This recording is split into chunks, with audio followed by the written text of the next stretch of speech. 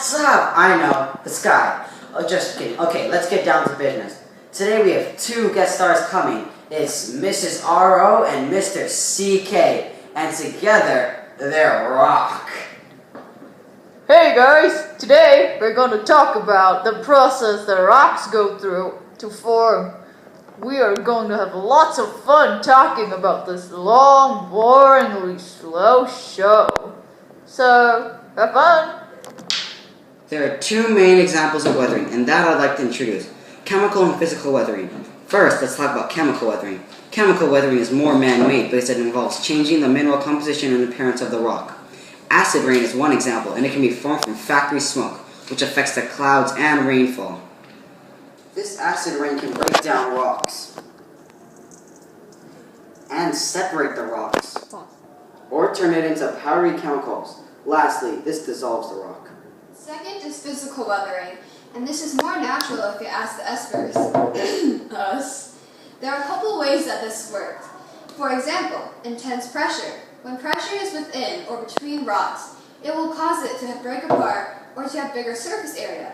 One example is water between rocks that expand and contract through melting and freezing in different seasons, which causes intense inner pressure on the rocks and in time cracks it. The next step of sedimentary rock formation is transportation. It occurs when sedimentary goes downhill to lower areas where they come to rest. Sediments are being moved by running water. Wind, moving ice.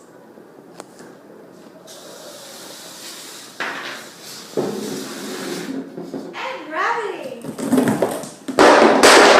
Sediments have many sizes. For example, they can be the size of a boulder, or even as small as some microscopic particles.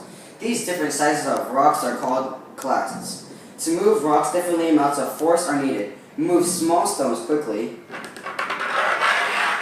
and large stones slowly.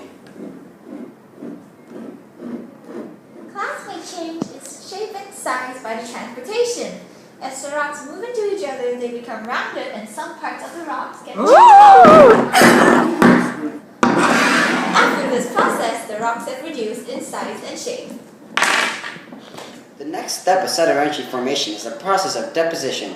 When transportation like glaciers, moving water, and downhill slopes stop, this usually happens in low areas of landscapes called depositional environments. Heavier objects usually fall down first, so they are the first few layers.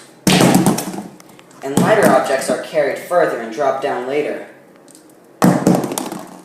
They originally formed horizontal layers as caused by gravity. Rock strata at the bottom earlier formed than top strata, as the principle of superposition explains. Last step in the formation of sedimentary rocks is the process of lithification.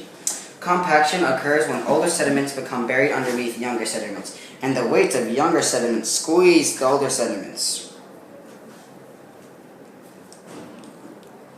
It occurs when mineral-rich liquids can seep through the porous spaces between the rocks. Combined with the evaporation of water and weight of the layers caused by the minerals in spaces to turn into cement and viola, the rock is being lithified and formed. Dun, dun, dun, dun. So that's all for today, folks. We hope you learned a lot today, and we hope you will use it in the future. Join us next time on the show of Lifetime with Mrs. R.O. and Mr. C.K. Equals rock. Woo!